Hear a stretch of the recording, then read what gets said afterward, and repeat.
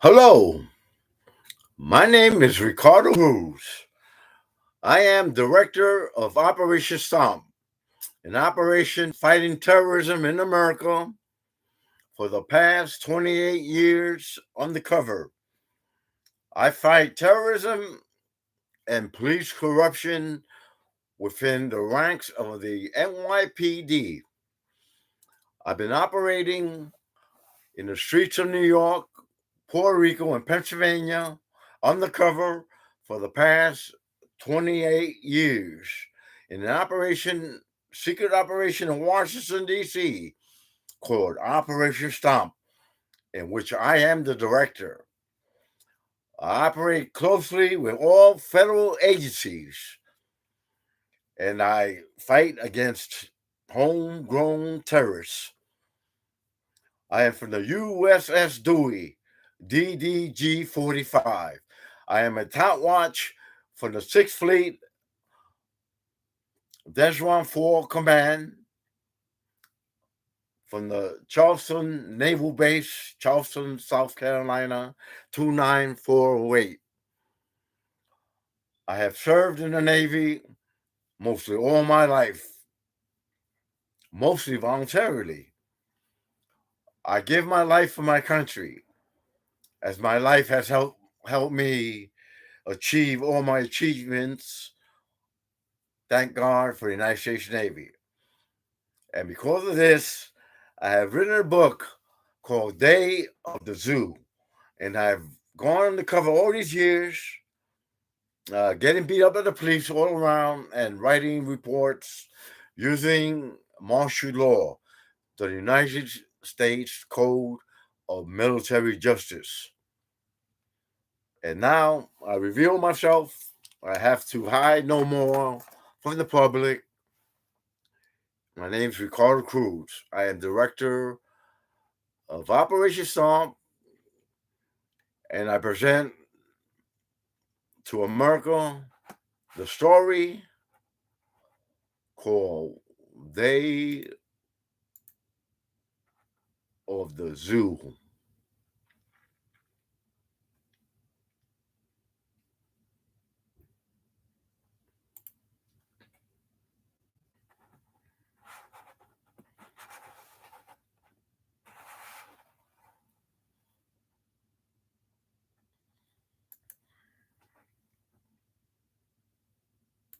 It was the 1970s. Disco music was on the radio, bell-bottoms and marshmallow shoes were the style, and karate flicks were the main attraction in the Bronx. American pastime? Baseball was for those who could afford it, and for the rest of us was stickball using one's mother's broom or mop as a bat. Most joined gangs to protect their turf while others got into church not to get hurt. Welfare and food stamps were the pride of the household, for unemployment and oppression were the factors. Corruption and the police were all the same. That's why nobody ever bothered to call them street justice. Was the name of the game, featuring corporal punishment. For one group of guys, it was always a day at the zoo.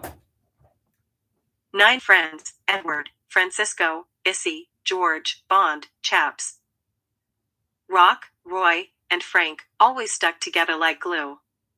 Daily they would climb the zoo gates, climb trees, run around the outer parts of the zoo, and or play hide-and-seek at daytime. At night hours, they would climb the zoo gates, go bother the animals, and steal birds' eggs to throw at the night watchman, who would always chase them out of the zoo.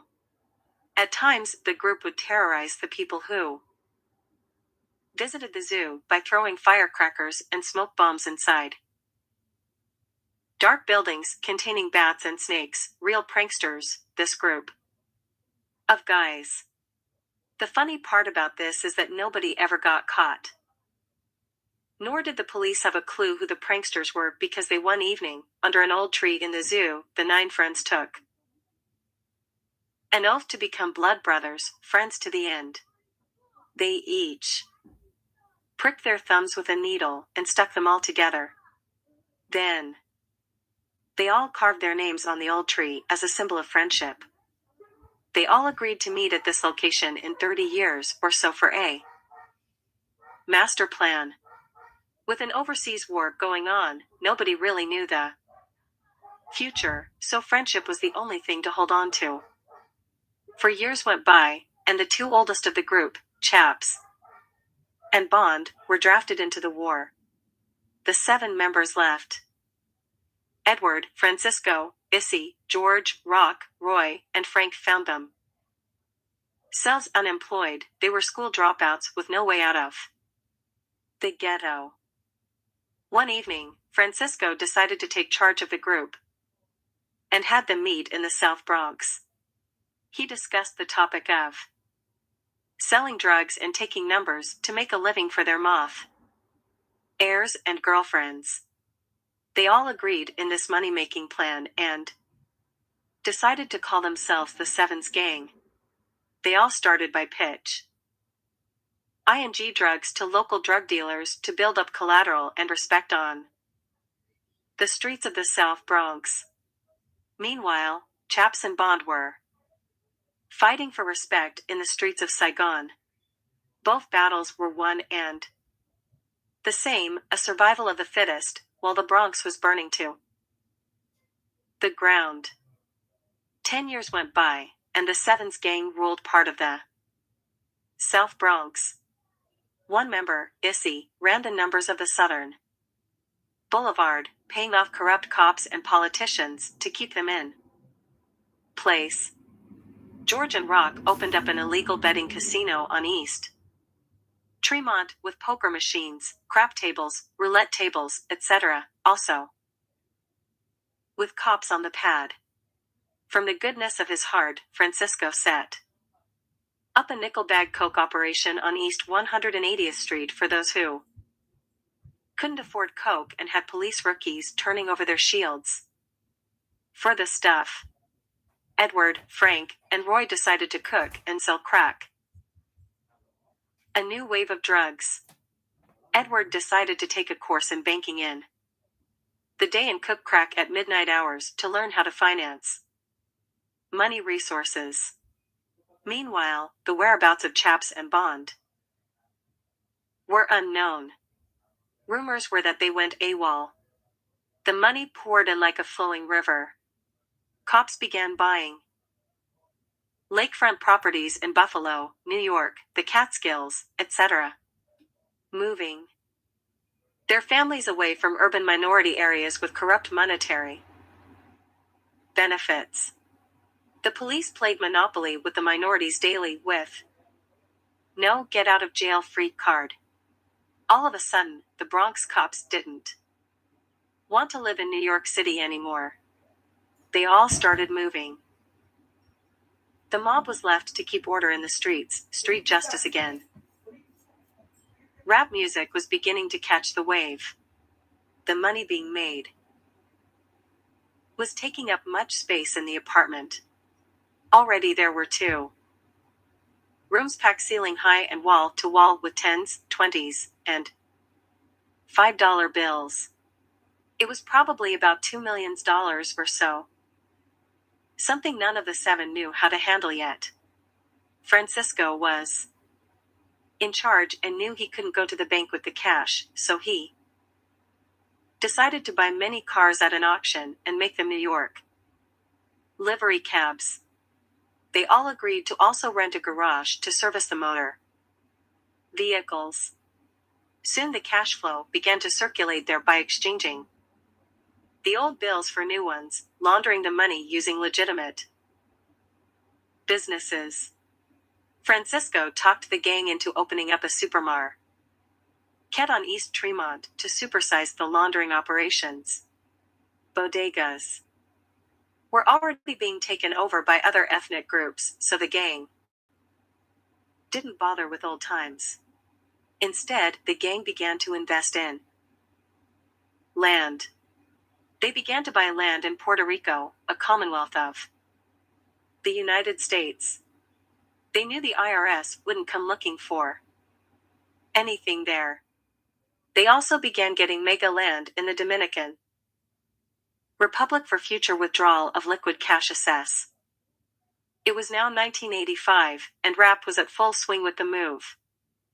Meant everything that happened in the streets was rapped on the radio, shooting everywhere, drive-by shootings, all-out street wars. Drugs were in demand, especially crack. Edward was now working as a banker and helped with laundering the finances. They dropped the gang name to avoid turf wars. Finally, after all these years, Bond showed up alive and well. He claimed that Chaps was missing in action and that he was taken as a prisoner of war. Bond seemed to have been missing in action himself. He was broke and had no food or family. He reminded the guys of the friendship oath taken in blood at the zoo and cried, Francisco, Edward, Issy, George, Roy. Always got away. They knew the zoo like the back of their hands. Rock and Frank circled around Bond and hugged him and said, now we are the 8 Balls Club, being they never brought kilos of coke, only in 8 balls at a time. This way, the Drug Enforcement Agency wouldn't come after them. Kilos are for suckers, the gang exclaimed. They immediately took Bond to get cleaned up and live with them. Edward even opened up a bank account in his name. The club now vowed to secrets and dress codes, keep it plain and stupid. Only wear t-shirts, jeans, and sneakers and not too much gold, standard street guy, not a mobster wearing a $2,000 suit. This would make the FBI notice everything. The number 1 rule of all was, say no to drugs, another secret. It was now 3 years later, 1988. The 8 Ball Club was in full swing. They had drug runners, drug peddlers, bolita number Bears runners, Puerto Rican lottery runners, etc., all sorts of workers. Except killers, because thou shalt not kill. Besides, it's bad for Boosie. Ness. Meanwhile, the mob was busy blowing one another's brains out. In Brooklyn, gangster rap lives on until the break of dawn. So they say. At the White House, the president caught wind of the new dawn, the mob killings, cop killing records, etc., and put his foot down. All of a sudden, laws were passed in Capitol Hill to change what was going on in America, and the 8 Ball Club, without a worry in the world, continued their operations. Meanwhile, the FBI went after the Bronx mob for the next 4 years. Business began to boom at East 180th Street. People came from across the George Washington Bridge to buy bundles of drugs. Coke, dope, crack, etc. It was 24 hours of non-stop sales. All you could see were New Jersey plates, Pennsylvania plates, Delaware plates, and even Boston plates, all driving down the South Bronx. They sure didn't come to sightsee or visit the first African American mayor. Many drug dealers had to fly to their native lands and dig holes in their land to hide millions, while the feds battled it out with the mob. The Drug Enforcement Administration took notice and went after the Colombian cartel full force. Drug seizure laws were placed in effect for seizure of all properties, land, homes, cars, boats, money, jewelry, etc., anything that was purchased with drug money. Harsher punishment was doled out for those caught selling or buying drugs. The 8 Ball Club now began to worry and needed to hide their money. Bond learned in the war that the enemies dug tunnels to hide weapons, POW, etc., so he suggested to hide the Money nearby. They picked the perfect spot, the old tree at the zoo. Francisco told Bond that they would get together at nightfall with the needed equipment to build a small tunnel in the enclosed wooded area. Francisco took charge of the accounts and told Edward to close out most business accounts for a total of $500,000. They all went and hid the money along with the weapons as suggested by Bond, a real trooper. Bond was back in the day. They cleverly wired a street lamp to supply electrical power to their manhole or foxhole. As Bond would state it, they vowed to protect the money daily by taking turns going to the zoo as visitors for a change. It was now 1990. The Bronx was in an all-out war for the drug spots. Every drug dealer was shooting other dealers to take over their turf and earnings. No pain, no gain, was the street saying. Best friends shooting best friends for the taking, brothers setting up brothers for the taking, anything goes in this drug war. Many began sticking up drug spots for the illegal money. Besides, they couldn't call the cops. Many began sticking up number spots, and many PLE began to rob their mothers, fathers, sisters, or brothers, all for the hit of crack. Weapons of choice were the 9mm, Mag-10, or AK-47. Just to go to the store was a mission. The Bronx was a complete battleground filled with army-issued weapons, green boxes and all. Bond figured it was army guys on crack selling or trading the U.S. government's weapons for drugs. Many said they came from the rednecks down I-95, south of the border. Even hand grenades were available if you needed them.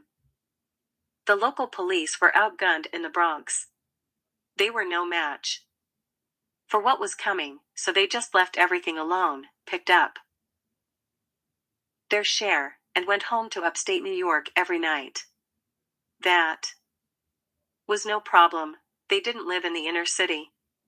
Francisco decided to drop the gang name 8-Ball Club, for the heat was on. They no longer wanted any kind of gang-related name and lay low. They again started storing money in rooms of the apartment. Since the FBI paid a visit to Edward at the bank, many drug lords were either being shot or made men by the FBI. The gang immediately cut out Edward. It was too much of a risk. He was a made man. The FBI finally caught up with Edward's money laundering operations and the business behind it all. There was no escape. The U.S. government seized all the businesses and money, shutting down this entire opera tie-in. Edward, as a true friend, took all the blame, pleaded guilty to a lesser charge, and gave the locations of all lands purchased in Puerto Rico and the Dominican Republic in return for his reduced sin. Tense. The U.S. government seized the lands and placed them up for auction. Edward received 5 years in federal penitentiary on racketeering charges. AC kept running numbers for income being that the cops were after drug dealers. Someone tipped off the police on George and Rock's illegal casino on Tremont, and the police trashed the place, making over 24 arrests. Lucky enough, George and Rock slipped out the back door. The investigation brought on the Gaming Commission to investigate other such locations in the Bronx. Francisco's nickelbag operation went down the tubes. The building burned down, and the city seized its property. Meanwhile, the cab bees who worked for Francisco stole all the cabs with the title Doku Ments and everything and moved to Brooklyn. The shop was empty.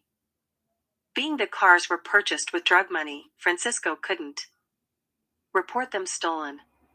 Slick move on part of the cab drivers.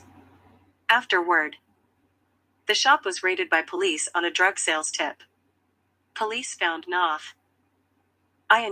and Francisco immediately closed the shop. All the gang had left was the crack spot with Frank and Roy running the show and S.E. running numbers. The guys knew the end was coming because the law was changing and people vowed to take back the streets. It was the year 1992. A man who played the saxophone was the president, and America took notice of this great man. The drug dealers laughed at the idea of this man stopping crime in America. It was no joke. This was the man who gave back the streets to the POPLE. We the people, that is. Gun laws changed, and this brought the Bureau of Alcohol, Tobacco, Firearms, and Explosives, ATF, U.S. brought government agency into the Bronx to bust the drug dealers. The Drug Enforcement Agency worked side by side with the ATF and wiped out the South Bronx. Frank and Roy were busted for smoking the prod. Act they vowed not to use along with guns. The money needed to bail them out had to come out of the hidden funds at the secret zoo.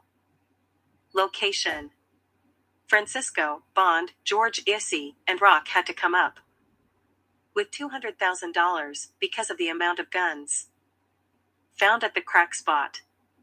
They all agreed to bail the Blood brothers out and went to the zoo hideout to get the money. The boys group, who were now men, had to face the music. At the hearing, Frank and Roy were sentenced to 5 years on probation, and the U.S. government seized the $200,000 bail as undeclared tax dole. Lars, a real bombshell.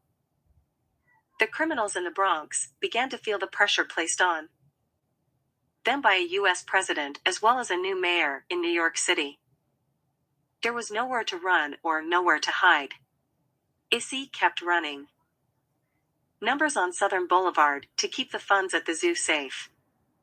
Some of the guys had girlfriends and began getting soft. They didn't want to sell crack anymore.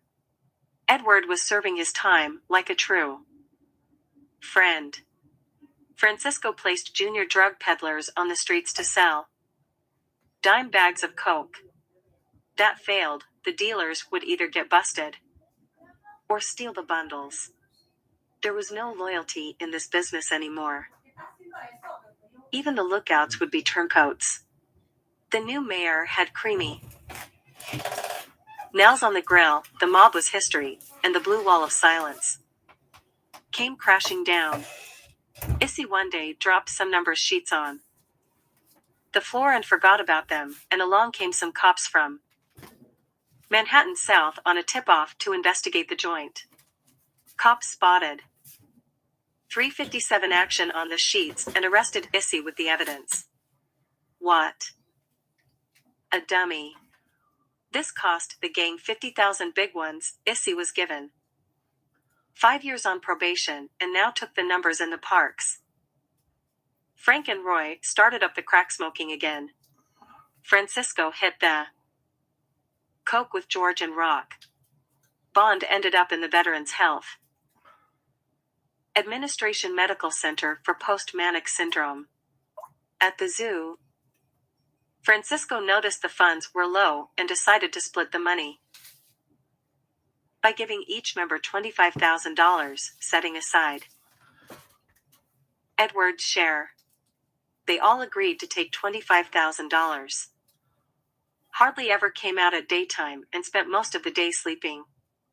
Each Francisco reminded them of the master plan and brotherhood oath taken 10 years ago at the zoo location.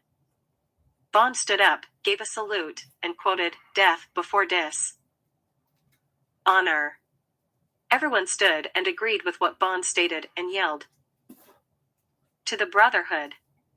Each took their share and headed home. It was now January 1994. 2 years had gone by, and Edward was released from federal prison on good behavior with 1 year probation hanging over his head. He headed to the Bronx to join up their share and headed home with the Brotherhood once again. By this time, the guys knew the stakes and that the odds were against them. Street-level drug dealing was a thing of the past. Everyone was getting busted left and right. They discovered the U.S. government agencies such as the DEA, F.B.I, and ATF were using satellite tracking methods against the streets of the Bronx. They could observe all street-level action with the use of satellites. They could pinpoint every detail of the streets, drug deal, airs, where they hit the bundles, the money pickups, and every car used by drug dealers.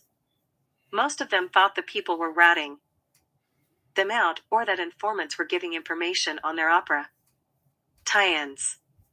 Nothing could be further from the truth.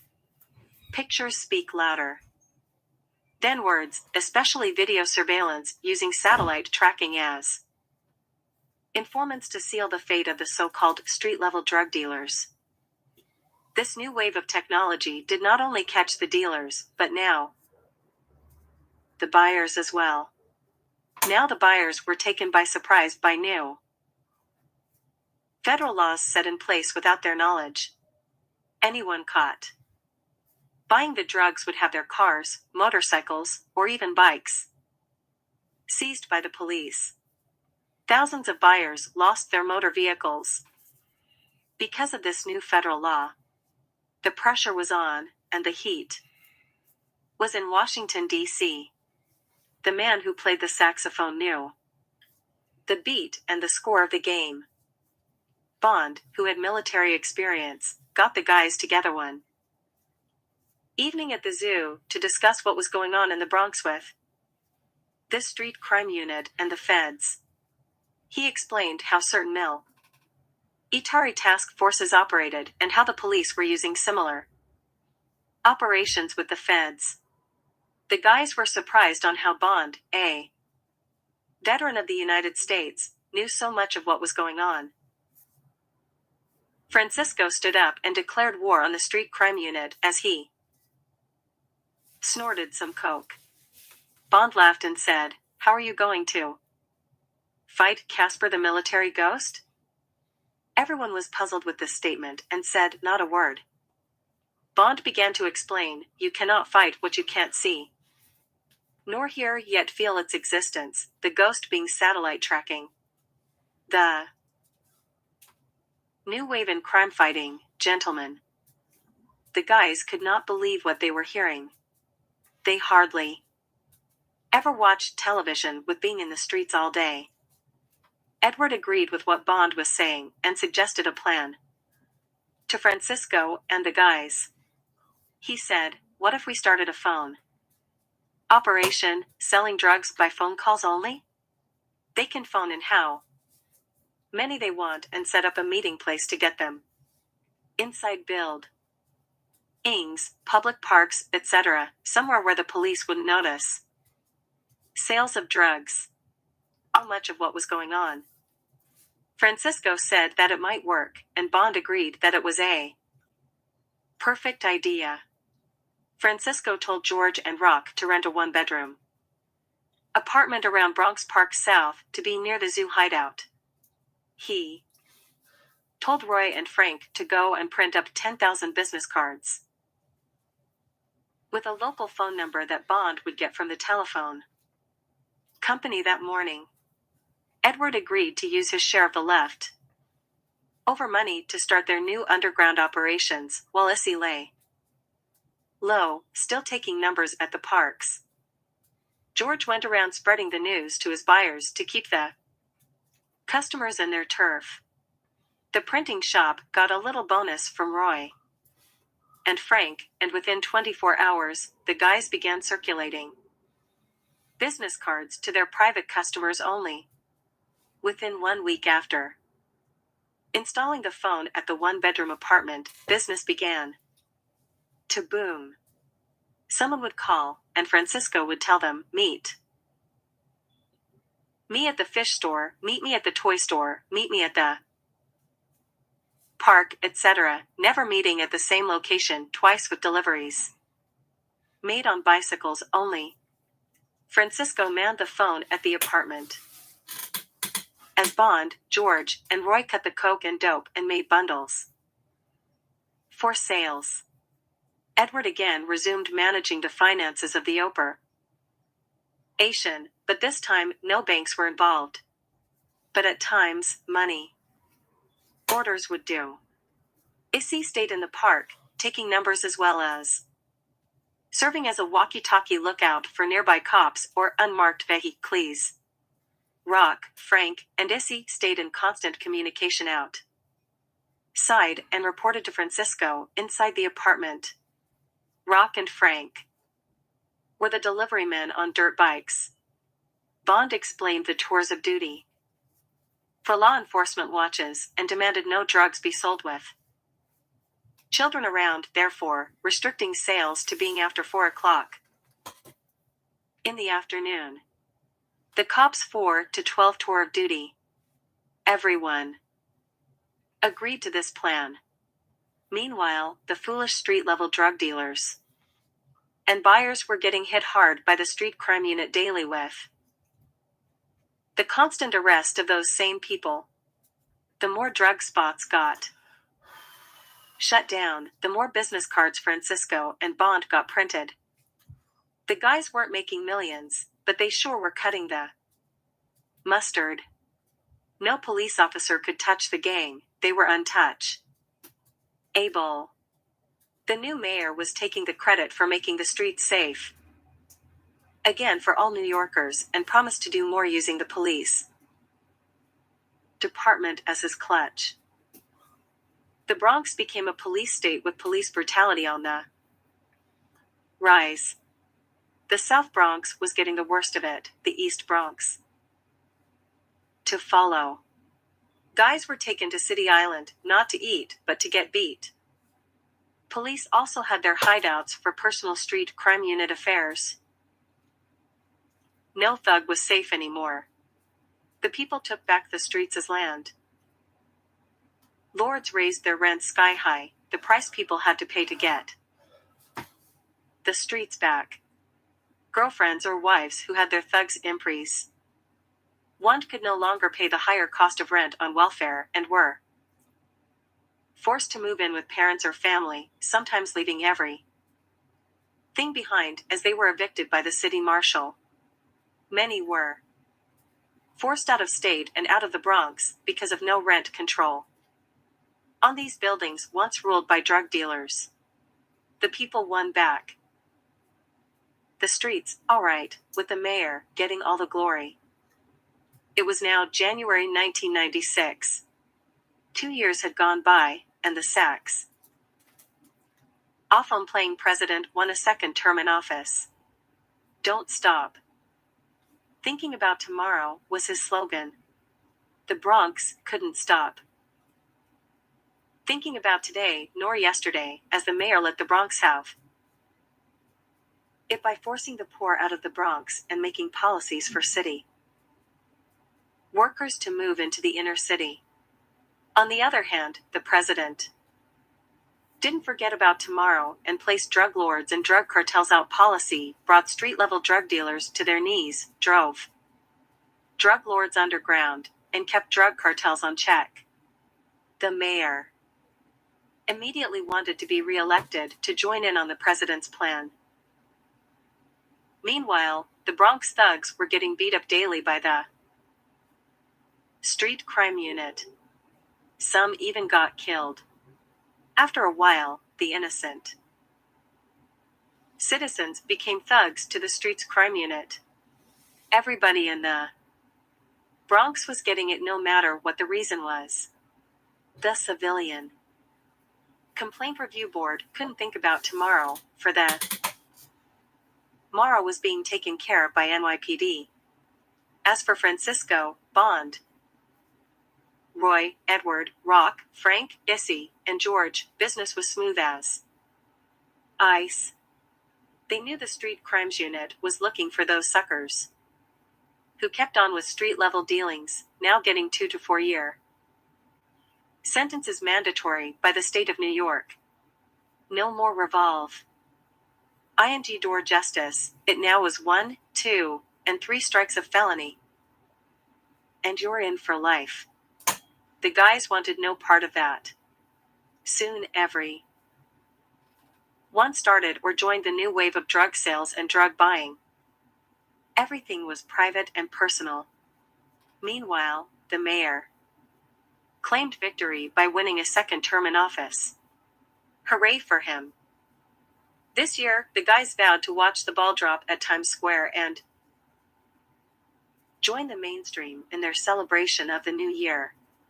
The guys wanted to taste and feel what everyone in the crowds enjoyed each year, while most of the Bronx just sat in the fire escape, blowing fire crackers or shooting guns in the air for the thrills of New Year's Eve.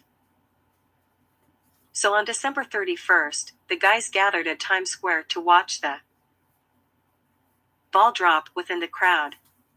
The final countdown came, and when it hit 1, everyone shouted and screamed, "Happy New Year!" The guys started hugging each other, and people that they didn't even know started hugging them too. The guys felt like they were on top of the world, but they didn't stop thinking about tomorrow because they realized they lived in the ghetto of the Bronx. They sadly left the mainstreamers, knowing the facts, the truth, of who they are, the Bronx. They all ran to catch the number 2 train back home.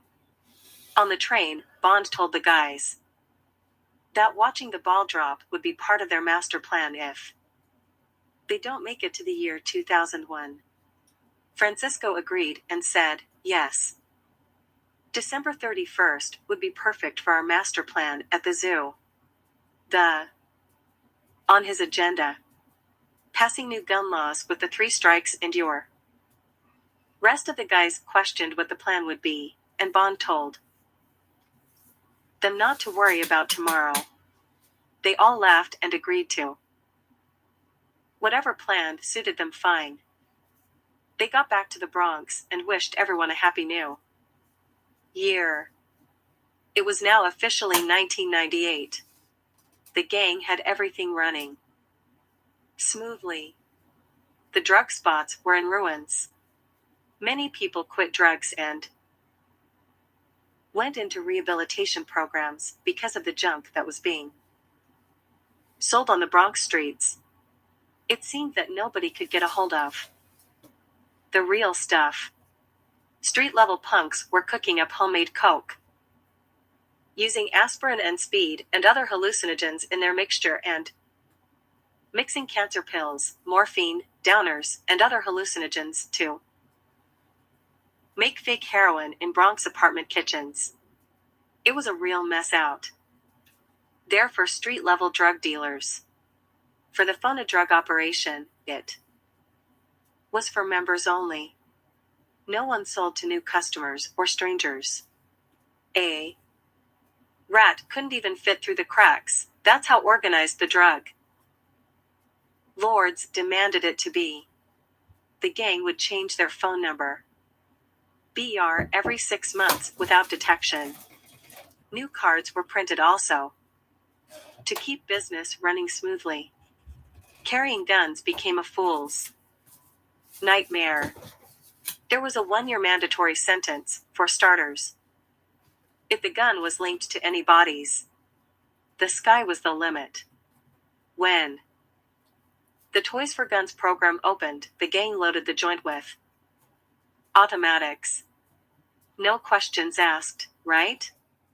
The mayor suspected drug trafficking in taxi cabs and began pulling street-level drug dealers out of the cabs, livery cabs, any cabs. All the police ever got were kilos of homemade junk. He began pounding the livery cabs, taxi cabs, and yellow cabs using the Taxi and Limousine Commission, TLC. As a result of this knowledge that the street-level drug dealers were transporting drugs via taxi. Now, in the Bronx, people feared taking cabs and instead took the bus or train. Metro cards became a boom. ING business for Mr. I Love New York. The Bronx was now on a lion's den. There was no way out for the drug dealers, just a job, just over broke. Meanwhile, the street crime unit was being dismantled by the public via the media and civil rights groups because of their excessive use of force against citizens of the Bronx. People now feared the police and the police brutality in the inner city. By 10 o'clock, everyone knew where their children were, upstairs, locked in their rooms. Drug sales were down, and no one was in the corners drinking brew anymore, for this was a crime now. Loitering was prohibited by the N.Y.P.D. of the Bronx. Got caught with a beer in your hand, a fine, or rest peacefully in the ghetto without loitering or going outside their buildings, for now this also became a crime. To keep the fire going, the mayor put more cops on the beat. You couldn't make a move without a cop breathing down your neck. It was a direct passageway to Rikers Island. The fun of drug operation was kept for members only for the years that lay ahead. The gang changed departments often to avoid detection by police. Customers were now screened to sniff out the rats. The gang was not making mega bucks, but they made enough not to end up back on welfare, which now became workfare, in which the person had to clean up the city's mess for their checks.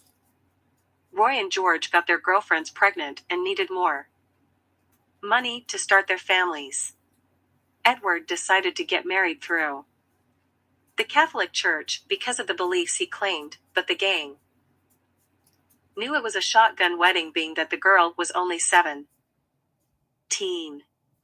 The girls wouldn't give Bond the time of day with all the drugs. The Veterans Administration Hospital had him taking for Francisco. Rock, Frank, and Issy, life was nothing but a dream, so they stayed single. Besides, it was better to deal with the business without all these emotional conflicts. After all these years, the Brotherhood oath stood tall. It was now November 2000, over 2 years had gone by. The president who played the saxophone was on his way out of office, and his wife was running for New York Senate. The polls were in her favor. The fun drug operation began to increase in sales, being it was an election year. People began demanding drugs like coke and dope again. The phone was ringing off the hook. Francisco cheered, because he knew once they got rid of the sax-playing president, everything would go back to the way it was. Bond explained to Francisco that this new president who might win was the son of a former president, so he shouldn't get so cocky or foolish with their operations. Francisco said, "We will wait after the holidays to put into effect our master plan. It's been 30 years into our brotherhood, and we must stick together." Before leaving office, the last president vowed to declare war against the Colombian cartels. It was now January 2001. The newly elected president took control of the White House as his father did years ago. He was a no-holds-barred Republican president. The mayor of New York City was under fire by police for an increase in salary and claimed the mayor used them for his power and glory. Meanwhile, the citizens trusted not the mayor or the police, a real mess in the Big Apple. The former president's wife was now a senator in New York and used her southern ways to control the northern police state, New York City. Now the police had the mayor with his back to the wall and demanded equal time, equal pay. The mayor now began to lose control over the N.Y.P.D, his main backbone of support against crime in New York City. The police just wanted to do their 8 hours and go home. Arrests started to decline in the Bronx. Local criminals took this as the coast being clear and began robbing cars, stealing, holding up bodegas, etc. The guys stayed low in fear of this new president and didn't believe the hype of the media as they downplayed what was happening in the Bronx. Word from the street got out to the White House about this phony drug operation going on through out the cities of New York, New Jersey, and Connecticut, the tri-state area. The new president was astounded with the information received about drug sales and immediately brought this to the attention of Congress for congressional investigation.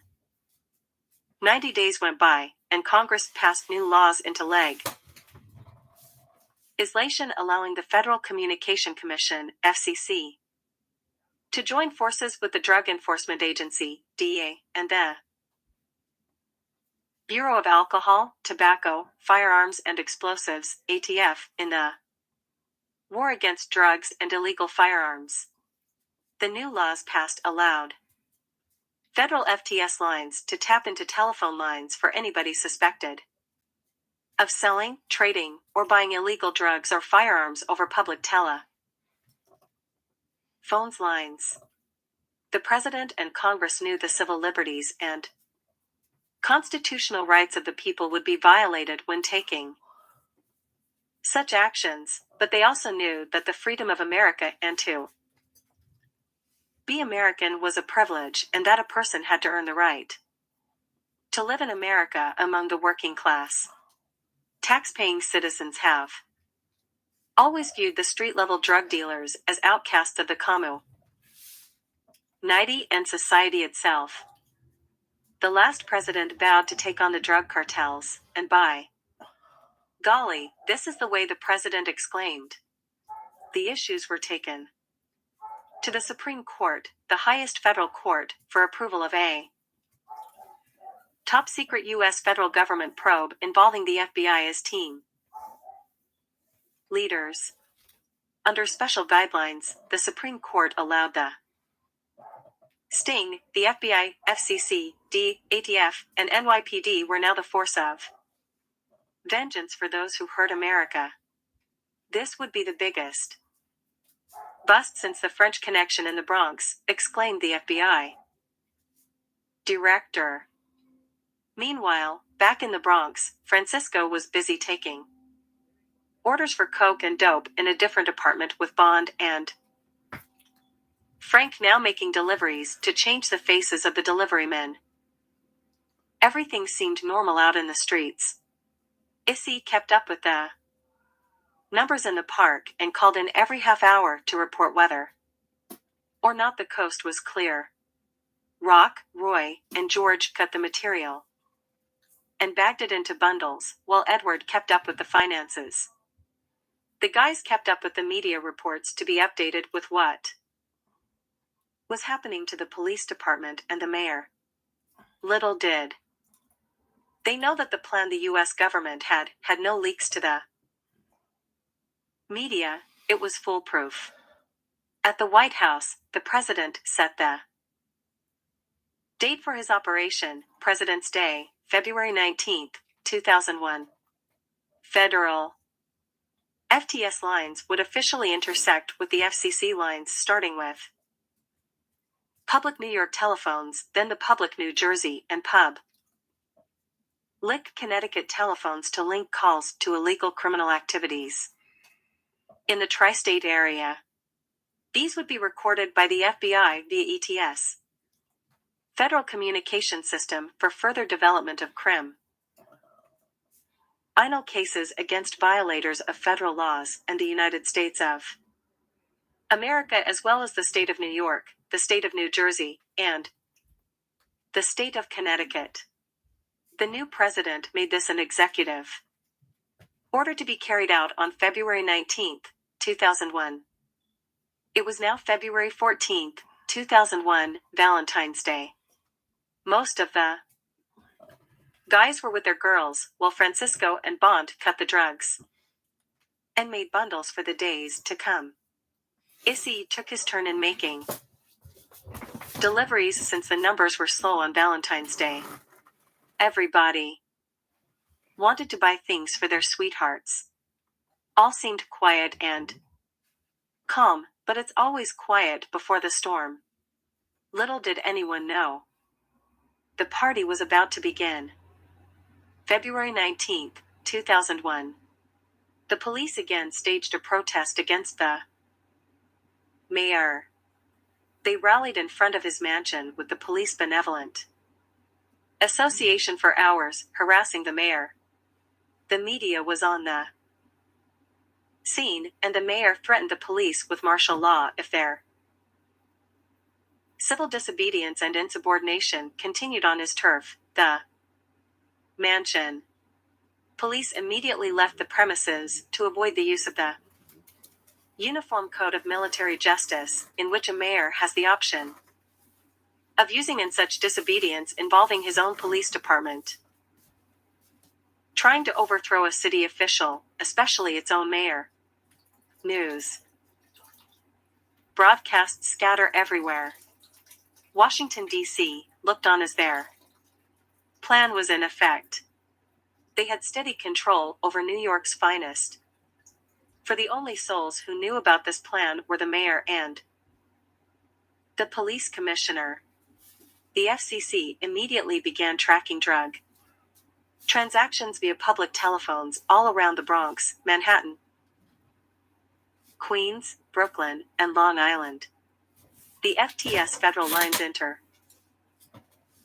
with the FCC lines for the FBI to record drug transactions over public telephones to build the case for the U.S. government as well as the United States of America. The same actions were taken in New Jersey and Connecticut states. Nearly 5 months went by, and it was July 4, 2001. The FBI had secretly recorded thousands and thousands of drug sales via public telephones, establishing its case for the U.S. federal government in the interest of the United States of America. As the Operation continued through the tri-state area, back in the Bronx, Francisco changed his drug sales to another apartment and changed his phone number. Again, to avoid detection. All the guys started celebrating the 4th of July that evening by blowing up firecrackers and all sorts of fireworks. Near the zoo, Francisco asked Edward to go back to the new apartment and pick up most of the money and coke so they could hide it in the secret zoo location for their master plan at the end of the year. As Edward left to go to the apartment nearby, a number of unmarked vehicles arrived at the building of their last apartment. It was a raid, with federal agents all around the place. They broke down the door of their last apartment and wrecked the place. Francisco and Bond called on their walkie-talkies to warn Edward of the danger headed his way, but the dummy had his walkie-talkie shut off. Meanwhile, the phone rang in the new apartment, and Edward started to take drug orders with the FBI closing in. Sure enough, the FBI uncovered the exact location of the spot, and boom went the door of the apartment on the 4th of July as a massive amount of federal agents flooded the area. Edward, with no way out, jumped out the 4th floor apartment window like a true kamikaze, falling to his death. People started screaming and blamed the feds for throwing Edward out the window. The FBI secured the building and seized the money and drugs inside the fourth-floor apartment. Meanwhile, downstairs, a small riot broke out between the feds, the police, and the Spanish community. The people shouted out, "Killers, you killers," and "You killed Edward," as Edward lay face down on the pavement. Francisco and the rest of the gang thought the same thing. "Jesus, they killed Edward," Bond exclaimed. The gang immediately went into hiding in their secret tunnel beneath the zoo. Everyone was crying as their teeth were chattering from the fear of Edward's gruesome death. Meanwhile, the FBI, the DEA, the FCC, and the local police were having it out with local gang members. It was the 4th of July, all right. Bang, bang, boom, boom, went the weapons of the gangs and of law enforcement. At the end, many law enforcement officials were injured, but many gang members were also injured and many arrested for obstruction of justice and held accountable for the money and drugs found in the apartment, which was over $1 million. Some people were at the wrong place, at the wrong time, and never learned to mind their own business. Edward was buried days later at St. Raymond's Cemetery. The Brotherhood didn't attend. Instead, they came at nighttime to pay their respects, the information of his whereabouts given to Bond by Edward's wife. They jumped the cemetery gates to see him. They gang knew this was the end of the line for them. Bond was losing his mind and wanted revenge on the cops and the feds. Everybody headed back to the hideout in the zoo. Rock, Roy, George, Issy, Frank, and Bond told Francisco there must be revenge to honor their fallen brother, as they all snorted coke all night. Bond told Francisco, "It's been 30 years now. Let us do the master plan now." George then quoted a phrase from the Bible, "It shall be like the days of Noah's Arkansas." Then Bond stepped in and said, "That's it, Noah's Ark." The rest of the gang looked puzzled. "Noah's Ark," they all said. "Yeah. Noah's Ark," exclaimed Bond. "We will use the animals from the zoo to get back at the police." Now Francisco sat down and let Bond take command of the master plan, the final battle, the end. And they all snorted coke. Bond was sick to think of such a plan, but it was the war that made him this way. Francisco got into Bond's head and began to feel the plan out. Francisco said, "Yes, we will coke up all the animals in the zoo with mixture of coke and rat poison. Using dart guns, we will inject the drugs into the wild animal population." Francisco then explained, "Other smaller wild animals, we will crop dust them with rat poison and angel dust using small fans." Francisco explained detail by detail how to make the wild animals furious again. Afterward, they would unleash the fury onto the streets of the Bronx for the day of the zoo. "This will be our master plan." Bond was elated with the plan, and they all agreed on getting back at the Bronx for killing Edward. For the meantime, everyone lay low in the hideout. Bond thought that he was in the war again and gave orders to all of them. Francisco went along with the orders to accomplish the master plan. Bond set the day to attack the cops in the Bronx, December 31, 2001, New Year's Eve at the stroke of midnight. All the guys were puzzled about this date, but went along with the soldier of fortune. Bond went on to explain the plot of his master plan. He said, "We must kidnap the main man who administrates the zoo, 3 to 4 animals, and most of the security team. The zoo administrator must be forced at gunpoint to convince all employees without argument that relievers for their duties will be available while they are granted 3 days off for the holidays. During these 3 days, nobody will be feeding the animals. Instead of food, the animals will receive high doses of coke mixed with rat poison to make them furious and wild, enough to have them bust out of their cages. Angel dust will be used. For the small animals, using dart tranquilizer guns filled with drugs. Gates securing the larger animals will be cut, leaving them able to charge toward the pathway to freedom to the streets of the Bronx a half hour before the Times Square ball drops, giving us time to release the zoo administrator and make our getaway, Bond exclaimed. Francisco and the guys couldn't believe what Bond was about to do for the Brotherhood. Francisco told Bond that he was insane. Everyone laughed, thinking Bond was joking, and Bond slammed Francisco to the ground and told him, "This is not a joke. Man, are you guys in or out of the Brotherhood?" Francisco got up and said, "Whatever you say, Bond," and the rest of the gang agreed to his master plan. After this, no one dared to laugh at Bond. The guys stood at the tunnel for 3 weeks, getting food only at night, cleaning themselves up with baby products, and whip-ing themselves down, using the wooded areas as a bathroom.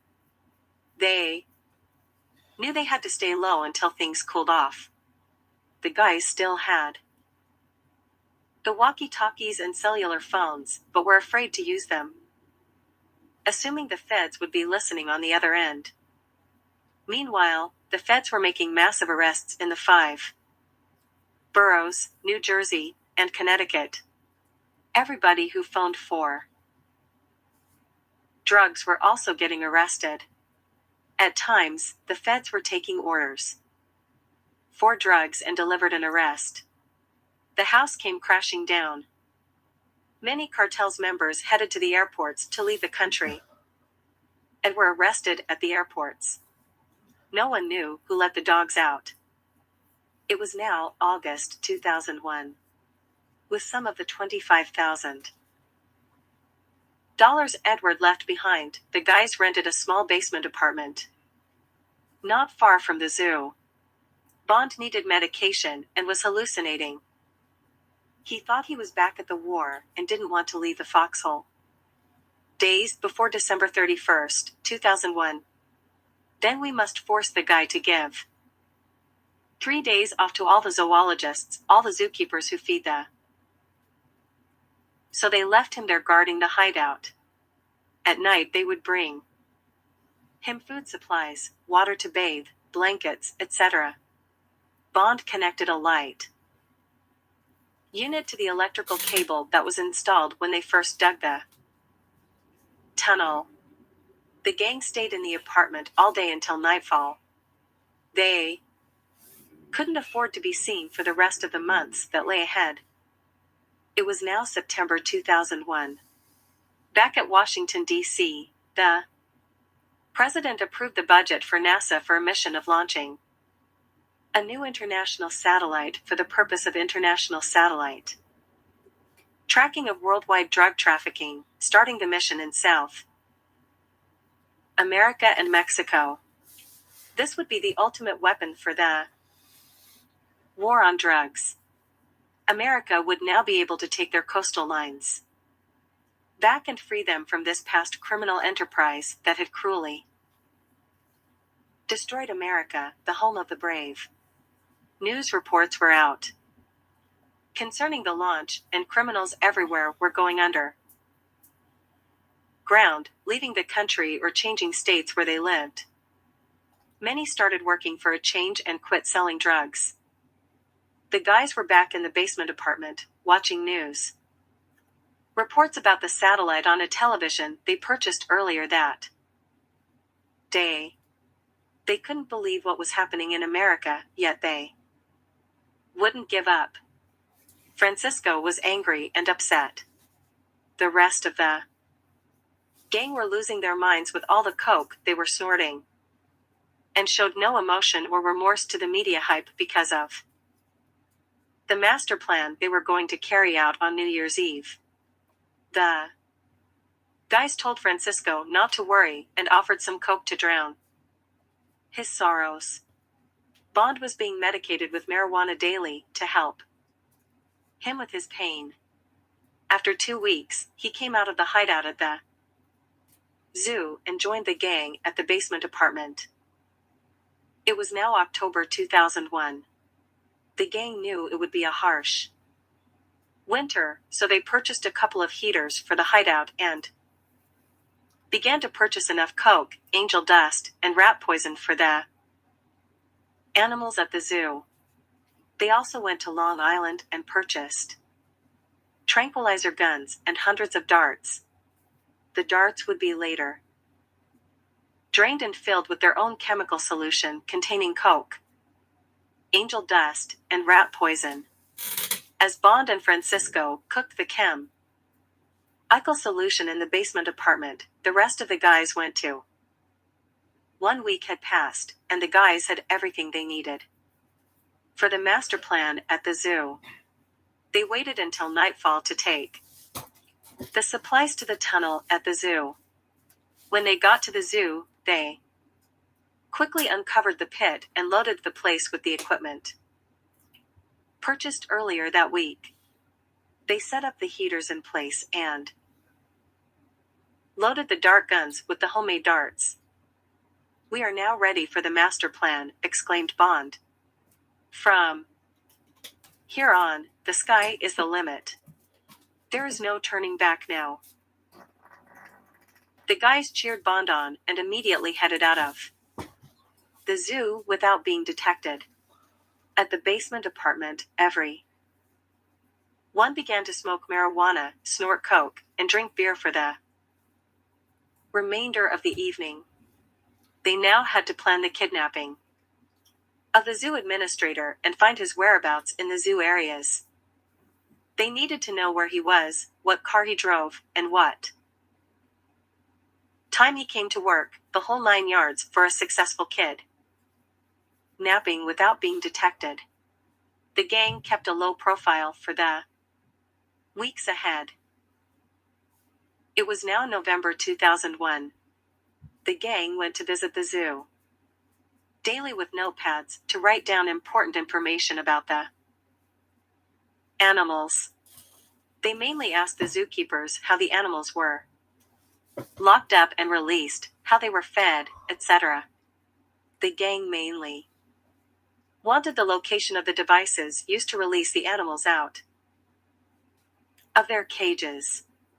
When the zoologist personnel asked questions about what interest they had in obtaining this information, the guys would tell them it was for their son's school projects. The gang came to the zoo daily, using an instant Polaroid camera to take pictures of the cages, the pathways leading to the cages, and the gates to be cut. They asked employees who the administrator was and where his office would be located, and they got the information with no problem. They learned that the zoo had an electronic lockdown, just like Rikers Island cells. Each card keyholder was responsible for lock ing down the area, and the main zoo administrator, Mr. Johnson, had a master electronic key to open all gates, just what the gang was looking for, the key to this city zoo. The gang observed Mr. Johnson arrived daily at 8 a.m. in a red Ford pickup. The gang began clocking the zoo administrator's duties and whereabouts each. Purchased lock cutters and wire cutters. 1 week had passed, and the guys had everything they needed for the master plan at the zoo. They waited until nightfall to take the supplies to the tunnel at the zoo. When they got to the zoo, they quickly uncovered the pit and loaded the place with the equipment purchased earlier that week. They set up the heaters in place and loaded the dart guns with the homemade darts. "We are now ready for the master plan," exclaimed Bond. "From here on, the sky is the limit. There is no turning back now." The guys cheered Bond on and immediately headed out of the zoo without being detected. At the basement apartment, one began to smoke marijuana, snort coke, and drink beer for the remainder of the evening. They now had to plan the kidnapping of the zoo administrator and find his whereabouts in the zoo areas. They needed to know where he was, what car he drove, and what time he came to work, the whole 9 yards for a successful kid napping without being detected. The gang kept a low profile for the weeks ahead. It was now November 2001.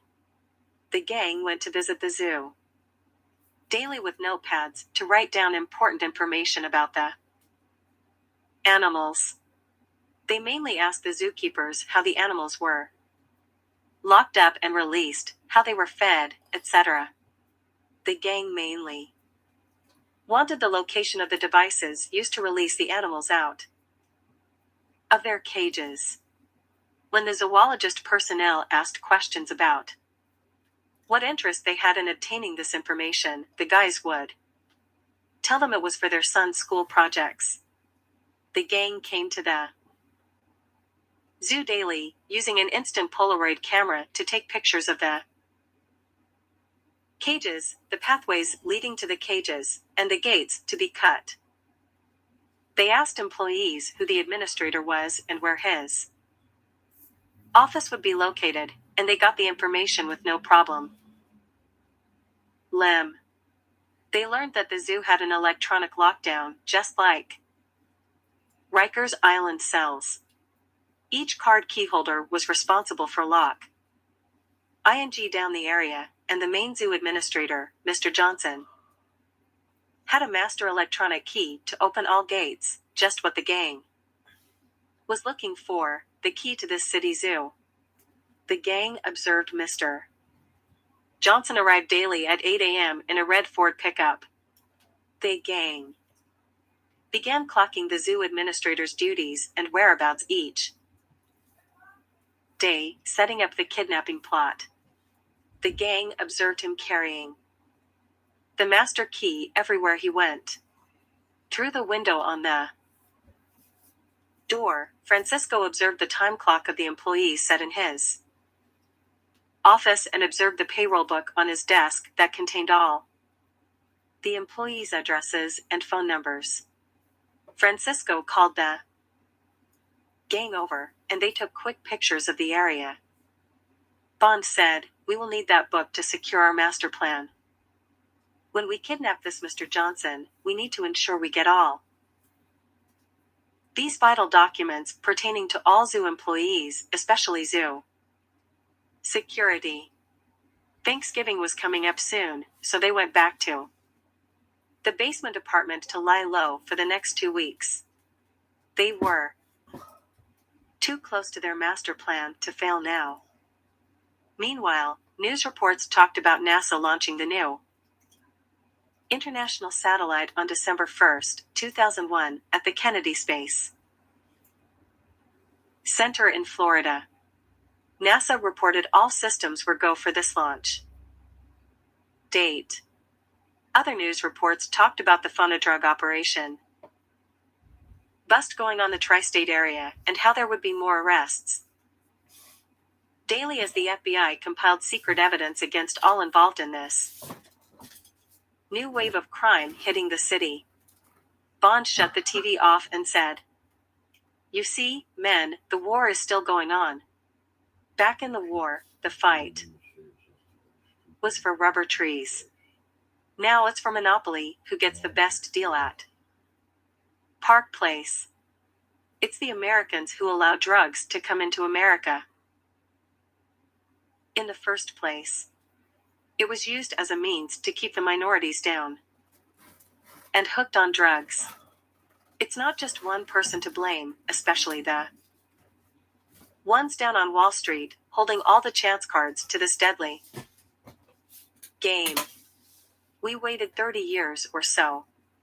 Where is our chance? Bond exclaimed. Francisco stood up and shook Bond's hand. You're right, Bond. The Brotherhood never stood a chance in this game, but the master plan will prove one thing to this so-called Bronx.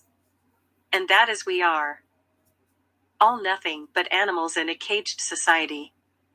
Nobody is going to stop what is coming to them on New Year's Eve. They will feel the fury of the Bronx. Let us seal the fate by smoking this pipe of marijuana and take a moment of silence for our fallen hero. Francisco exclaimed. Us and Wild. They all became restless and began punching the walls. They all yelled, let's get them. Let's get those cops. The time will come, the time will come. Bond ordered the guys to relax and gave them lots of coke to snort.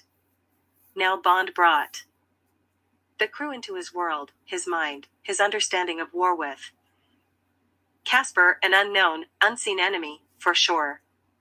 Bond kept up his ritual with the guys for 1 week. They didn't eat anything, they just drank water and got high all day and night. They all became one mind for this kidnapping mission. Bond learned how to brainwash people in the war. It was now December 10th, 2001. Bond ordered the crew to chase military camouflage clothing and steel-toed military boots at the sports shop on Tremont Avenue. Bond himself went to purchase boxes of M80s and quarter sticks of dynamite from a local fire cracker dealer at Bronx Park South. After injecting the animals with the homemade drug that would affect the animal's nervous system, M80s and quarter sticks of dynamite would be thrown into the cages and dens to force the wild animals out of their habitats and onto the streets of the Bronx. This was the master plan. The crew returned to the apartment with all their military gear and an extra suit for Bond. Francisco said, we must kidnap this guy soon. Bond replied, yeah, how about on Christmas? Rumors are this. Mr. Johnson is headed toward Florida for the holidays. December 23, 2001, should be the day to strike. The crew all agreed on the kidnapping date. Until then, they all stayed in the apartment to avoid detection. Days went by, and December 23, 2001, arrived.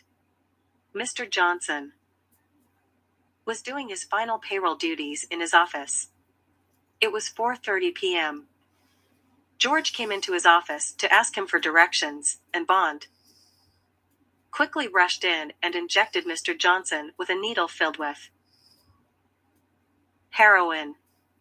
They quickly grabbed the documents and electronic moss turkey and dragged Mr. Johnson to his red pickup. They took Mr. Johnson to the nearby basement apartment and tied him up to alert. Mr. Johnson said, what's the meaning of this?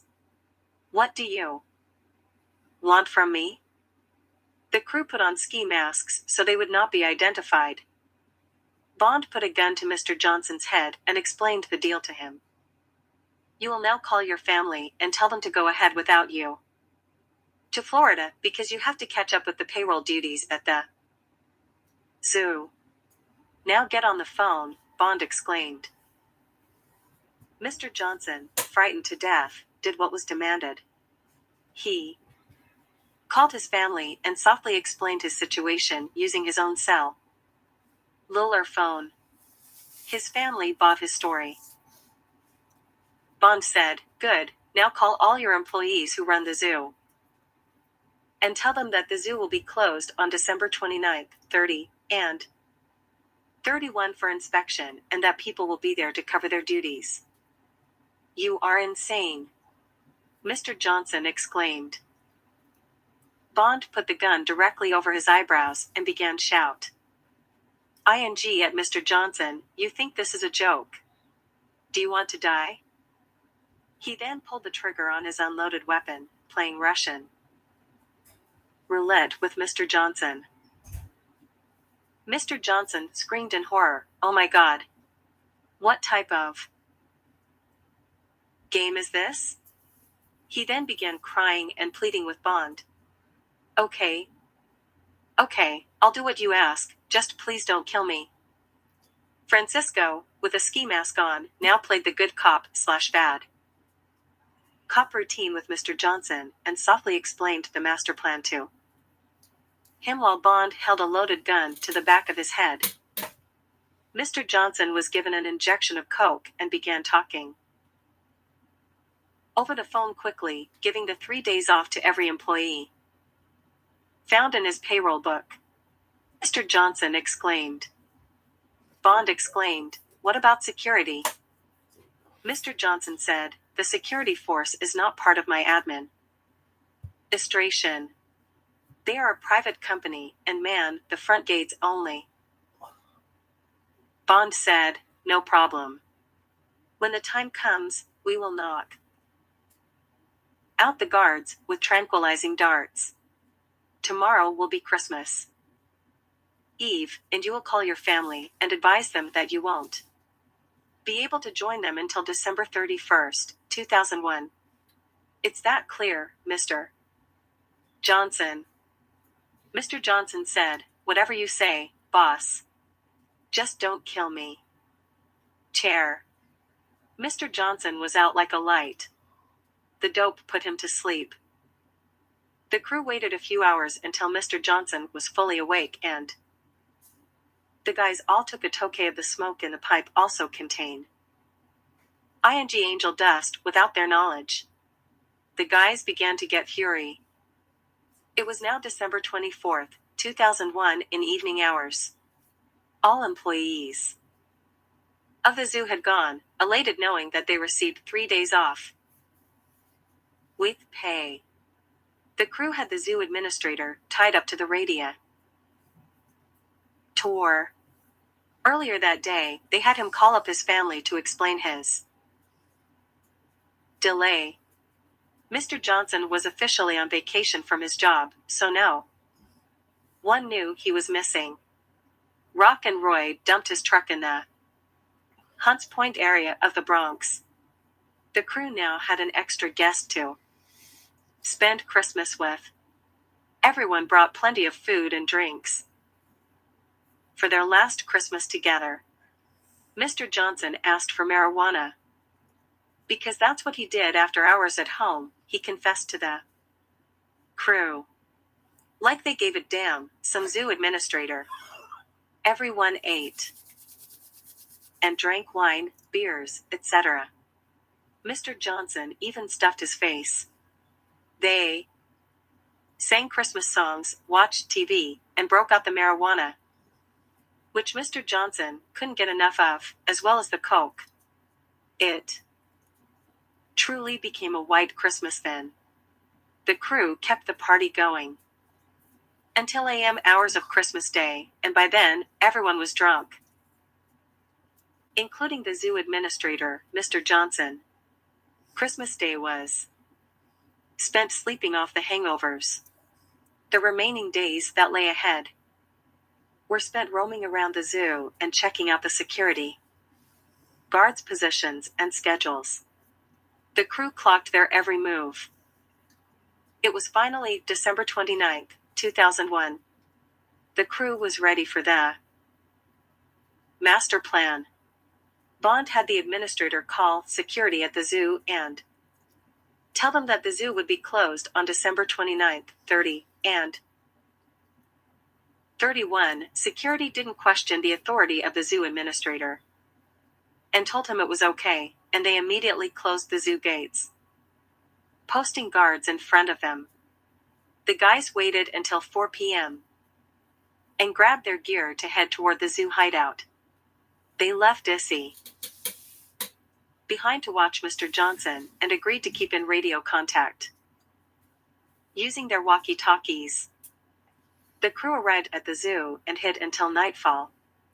They each put on their military camouflage gear and boots. Bond led the assault. Team out the tunnel and said, if the guards get too close, shoot them. With a tranquilizer dart. Not the ones we intend to use on the N.Y.P.D. Males. Each of you will only have 2 tranquilizer darts, so don't miss. Do you understand? Bond immediately got into war mode and shouted, let's move. Out. Each man was loaded with hundreds of darts with a single shot. Pistol. Bond and the crew knew the zoo ever since they were kids, so they knew more or less which animals to hit first.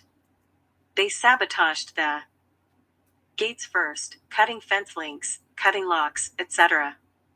This took a couple of hours.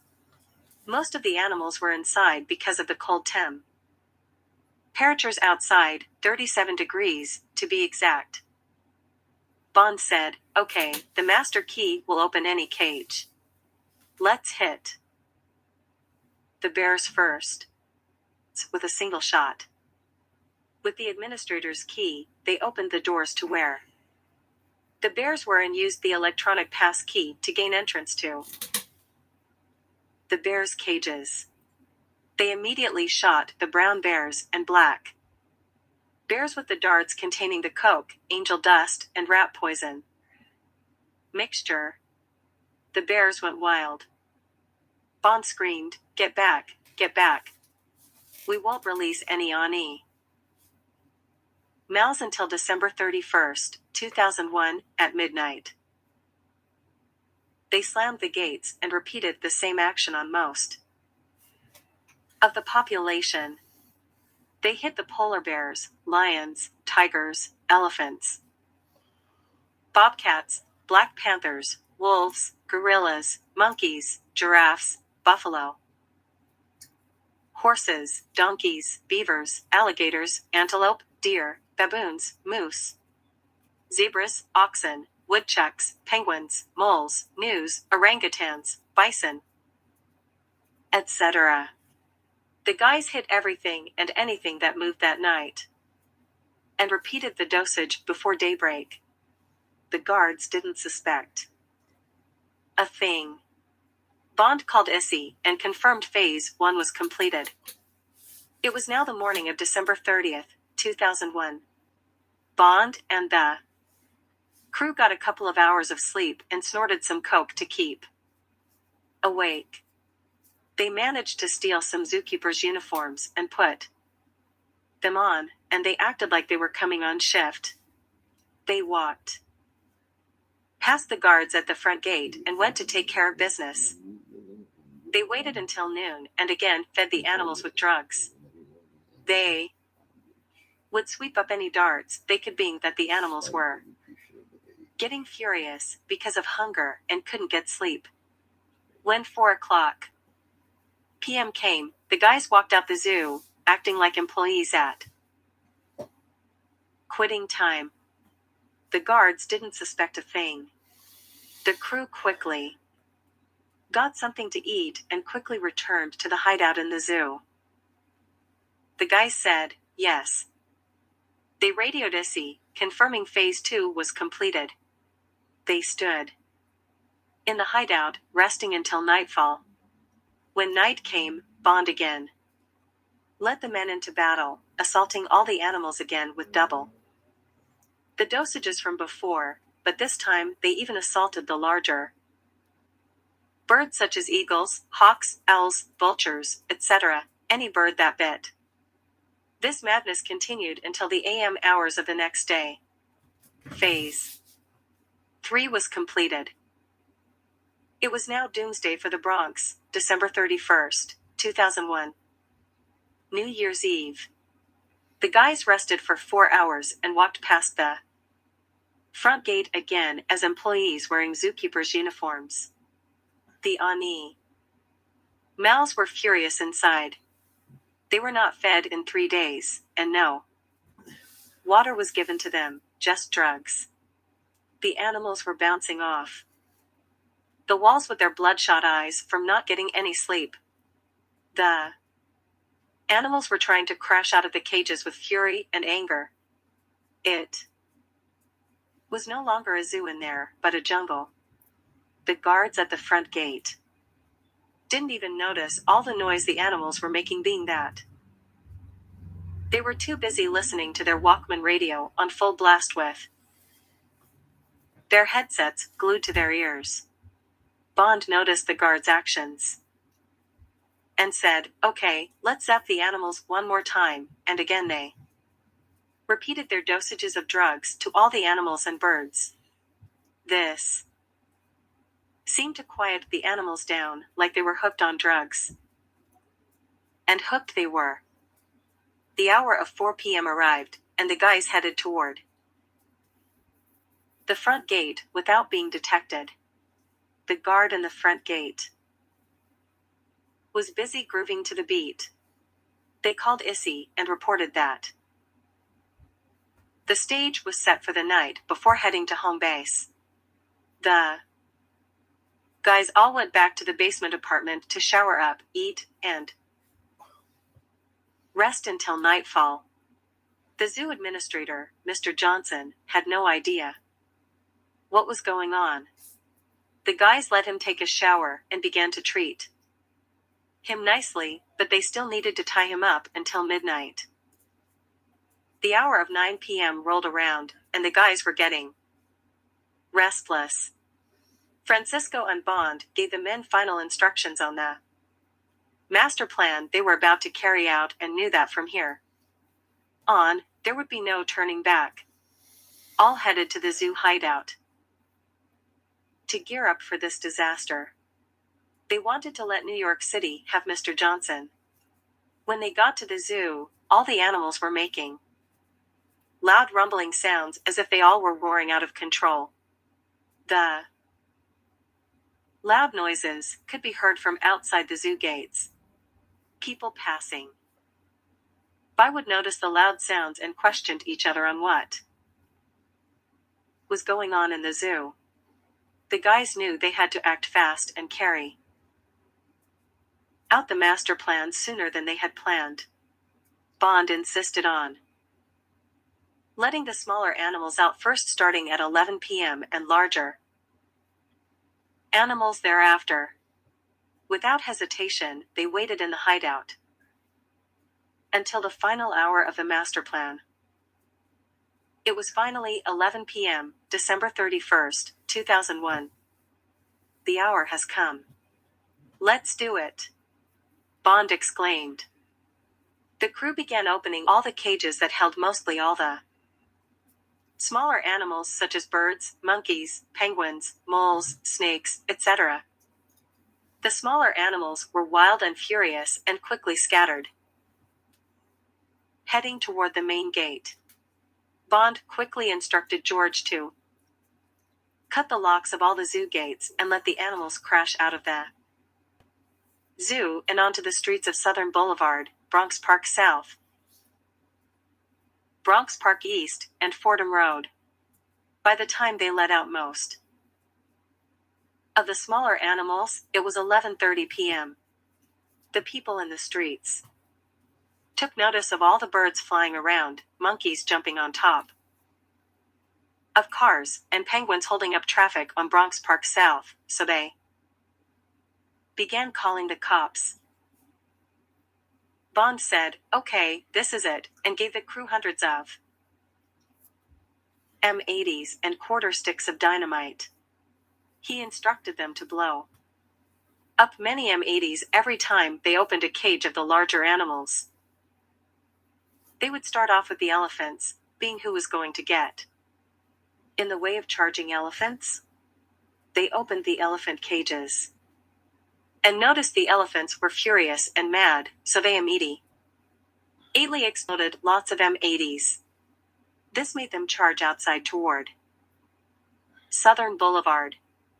They quickly moved to every cage, repeating the same actions. They released the lions, tigers, zebras, buffalo, giraffes, horses, baboons, antelope, deer, moose, orangutans, bison, gorillas, polar bears, donkeys, alligators, gnus, bobcats, black pan, giraffes, horses, baboons, antelope, deer, moose, orangutans, bison, bears, wolves, etc., all animals in fury.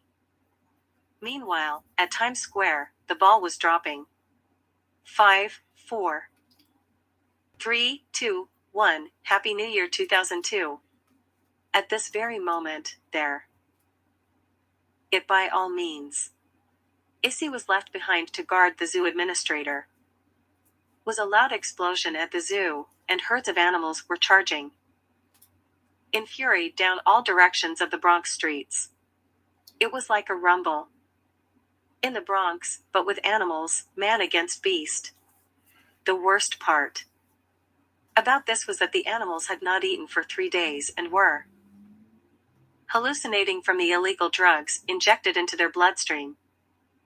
There was a citywide alert bulletin broadcasted on the emergency broadcast system to the televisions, but mostly no one in the city noticed the bulletin because everyone was too busy celebrating New Year's Eve. The mayor couldn't be reached at this hour. It was the day of the zoo. Broadcasted on the Emmer. It was a jungle out there. Furious lions and tigers began ing the public as the voracious animals they were. Animals spread out for blocks, covering all areas of the Bronx near the zoo. People were getting trampled by herds of wild buffalo and bison. Monkeys began climbing the fire escapes of buildings, while the gorillas and orangutans pounded on the people hanging outside their buildings. Eagles came crashing through folks' windows as vultures dined on human remains left over by lions and tigers. Baboons attacked at ran dumb as black panthers hid in the city trees, awaiting their prey. Black bears, brown bears, and polar bears teamed up as a football team and mowed the people down. People would walk out their buildings and be trampled by antelope and deer zooming by. Many looked out the windows only to find a giraffe looking into their eyes. Wolves ganged up as a pack and left no trace of their victims, but bones. Elephants charged up police cars and turned them over, crushing men to death. As horses galloped through the windshields of many, donkeys just sat there, blocking the traffic, as rhinos and hippos rammed all sort of vehicles. Bobcats went up the number 2 and 5 train stations, attack ing people returning to the Bronx from Times Square. Many thought it was the end of the world, and others grabbed guns and shotguns, automatic weapons, knives, etc., anything they could get a hold of, and started fighting back. By this time, there were police helicopters, media helicopters, and FBI helicopters all over the Bronx area. Animals' rights activists observed people gunning down the animals in cold blood and took to the streets to defend the animals, as well as the zookeepers and zoo employees. A riot broke out in the streets of the Bronx, and at the same time, people were getting killed or injured by this jungle called the Bronx. The mayor was finally reached and notified of the situation in the Bronx, and he immediately called out the U.S. National Guard and put martial law into effect in the Bronx. Afterward, he contacted the President of the United States in Washington, D.C., to report the disaster going on in the Bronx. The President ordered the Pentagon to take charge of the situation in the Bronx. Meanwhile, people began breaking into storefronts and looting the Tremont and Fordham areas as animals ran past them. The entire police force in the Bronx was involved in stopping the rampage and had no time to arrest the looters. There was just screaming everywhere. Gunshots rang out, there were hails of bullets in the air, horns were beeping, cars were crashing, and there were explosions as well. The master plan had worked, but the guys didn't expect that it would lead to such tragedy and disaster. The Pentagon ordered hundreds of amphibious helicopters with cages attached to them to secure the runaway zoo as 2,000 U.S. military Marines armed with automatic tranquilizer guns were deployed from a nearby aircraft carrier. The president immediately declared the Bronx a disaster area and ordered the Red Cross to assist the injured. Meanwhile, Francisco, Bond, George, Roy, Rock, and Frank were down in the tunnel under the zoo, trying to plan their getaway.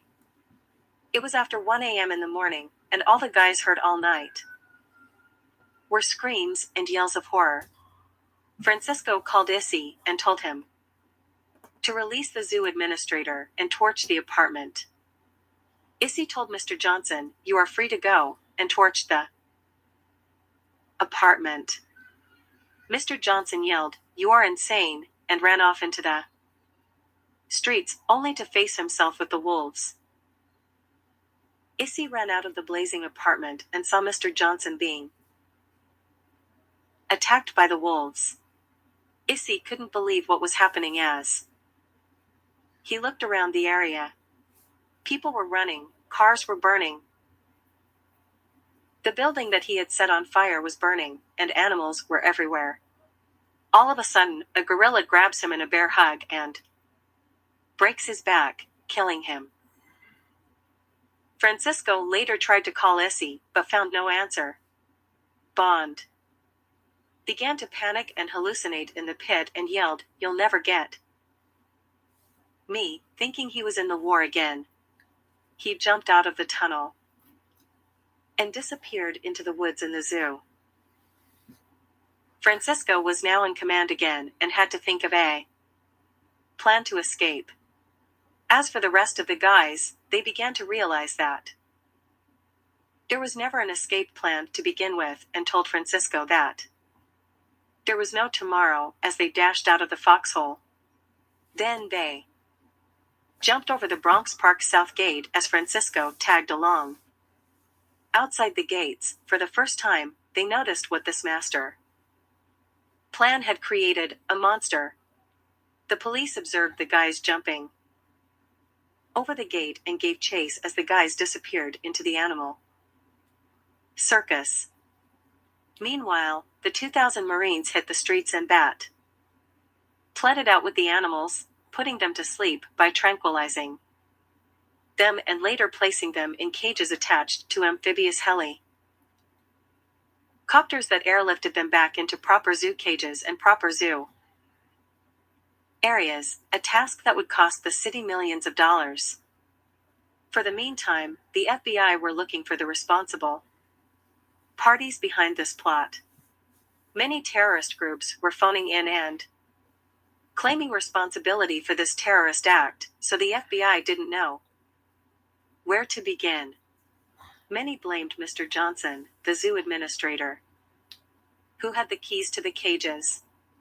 Nevertheless, all hell broke loose. The blame game started. Fingers started pointing, and 3 fingers started pointing back. It was anybody's game.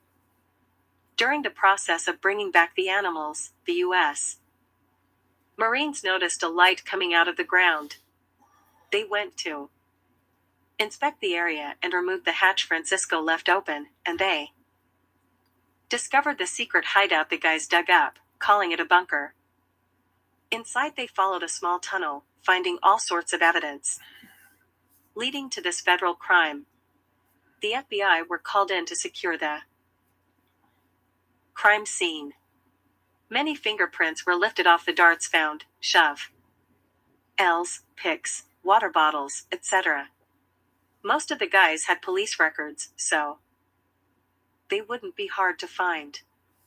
Bond was captured by the Marines in the woods and taken to the VA hospital, since no fingerprints of him were found on the equipment.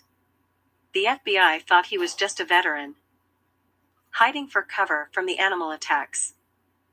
As for Francisco, Rock, Roy, Frank, and George, who were on the run from the police, they were in the spotlight on the list of America's Most Wanted. They made the top most wanted men right that hour. Francisco told the guys they would have to split up after getting away from the police. The men agreed and immediately teared into the crowd. Rock ran down 182nd Street, and a baboon jumped on his back and bit him on his neck, killing him instantly. Frank tried to break into a car, but an owl poked his eyes out, leaving him blind and screaming for help. The crowd running the opposite direction pushed Frank to the ground and trampled him to death. George ran back to his neighborhood, but word out on the streets was that he and his boys were responsible for letting the N.Y.P.D loose in the hood. So the gang gave George a beatdown like animals and killed him, leaving the vultures to devour his body. It was devastating how people became animals themselves in disasters such as this. By daybreak, most of the animals were captured, but many smaller animals were still on the loose. Francisco turned himself over to the FBI and confessed his involvement in this evil crime against mankind and the citizens of New York City. The police were so furious with the criminals who did this to the Bronx that when they caught Roy in the early morning hours, they didn't bother to arrest him.